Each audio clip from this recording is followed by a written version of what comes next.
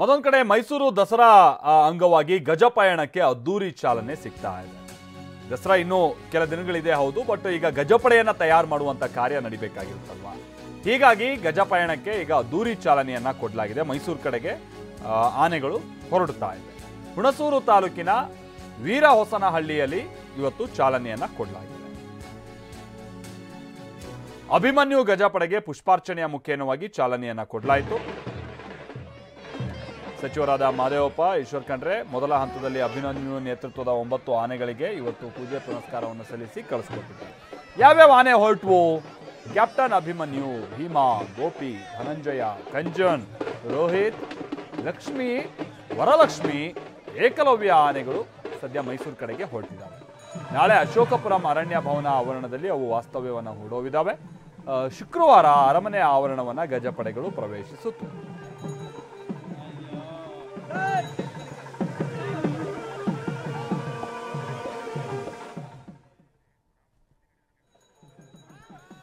ಗಜಪಡೆ ಪಯಣ ಆರಂಭದ ವಿಚಾರಕ್ಕೆ ಸಂಬಂಧಪಟ್ಟ ಹಾಗೆ ನಾವು ಪ್ರತಿನಿಧಿ ರಾಮ್ ಸ್ಥಳದಿಂದ ನಮಗೊಂದು ವರದಿಯನ್ನು ಕೊಟ್ಟಿದ್ದಾರೆ. ಬನ್ನಿ ನೋಡ್ಕೊಂಡ್ ಬರೋಣ.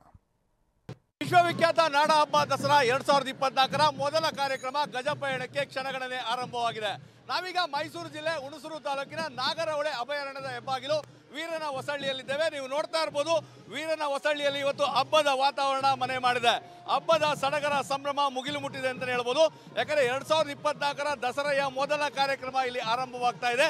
ಹೀಗಾಗಿ ಒಟ್ಟು ಮೊದಲನೇ ಹಂತದಲ್ಲಿ ಅಭಿಮನ್ಯು ನೇತೃತ್ವದಲ್ಲಿ 9 ಆನೆಗಳು ವೀರನ ಹೊಸಳ್ಳಿ ಕಾಡಿನಿಂದ ಮೈಸೂರಿಗೆ ಆಗಮಿಸ್ತವೆ. ಹೀಗಾಗಿ ಸಾಂಪ್ರದಾಯಿಕವಾಗಿ ಎಲ್ಲ ಗಜಪಡೆಗಳಿಗೂ ಸಹ ಪೂಜೆಯನ್ನು ಸಲ್ಲಿಸಲಿಕ್ಕೆ ಸಿದ್ಧತೆಗಳನ್ನ ಮಾಡಿಕೊಳ್ಳಲಾಗ್ತಾ ಇದೆ. ನೀವು ನೋಡ್ತಾ ಇರಬಹುದು ದೃಶ್ಯಗಳಲ್ಲಿ ಎಲ್ಲ ಪೂಜಾ ಸಾಮಗ್ರಿಗಳನ್ನ ಇಲ್ಲಿ ಇಡಲಾಗಿದೆ. ಇನ್ನೇನು ಕೆಲವೇ ನಿಮಿಷಗಳಲ್ಲಿ ಅರಣ್ಯ ಸಚಿವ ಈಶ್ವರ್ ಖಂಡ್ರೆ, ಮೈಸೂರು ಜಿಲ್ಲಾ ಉಸ್ತುವಾರಿ ಸಚಿವ ಡಾಕ್ಟರ್ HC ಮಹದೇವಪ್ಪ ಸೇರಿದಂತೆ ಜನಪ್ರತಿನಿಧಿಗಳು ಬಂದು ಗಜಪಡೆಗಳಿಗೆ ಪೂಜೆಯನ್ನು ಸಲ್ಲಿಸ್ತಾರೆ. ಗಜಪಡೆಗಳಿಗೆ ಪೂಜೆಯನ್ನು ಸಲ್ಲಿಸಿದ ನಂತರ ಗಜಪಯಣ ಆರಂಭವಾಗ್ತದೆ.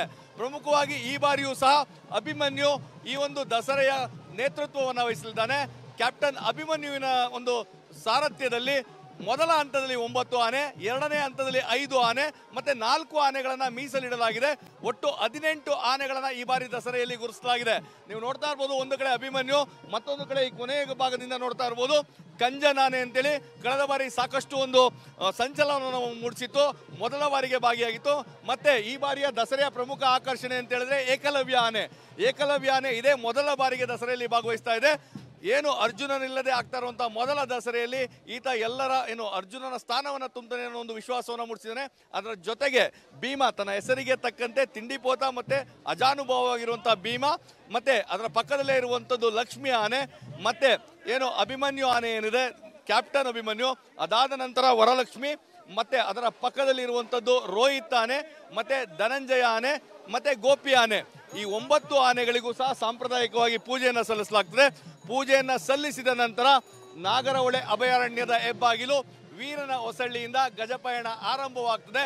ಈ ಎಲ್ಲ ಆನೆಗಳು ಮೈಸೂರು ನಗರದಲ್ಲಿರುವಂತಹ ಅಶೋಕಪುರಂನ ಅರಣ್ಯ ಭವನದಲ್ಲಿ ಬೀಡು ಬಿಡ್ತದೆ. ಇದಾದ ನಂತರ ಮೈಸೂರು ನಗರದಲ್ಲಿ ದಸರಾ ಗಜಪಡೆಯ ಕಲರವ ಆರಂಭವಾಗ್ತದೆ. ವೀರನ ಹೊಸಳ್ಳಿಯಿಂದ ಕ್ಯಾಮ್ರಾ ಪರ್ಸನ್ ಪ್ರಮೋದ್ ಜೊತೆ ರಾಮ್, TV9 ಮೈಸೂರು.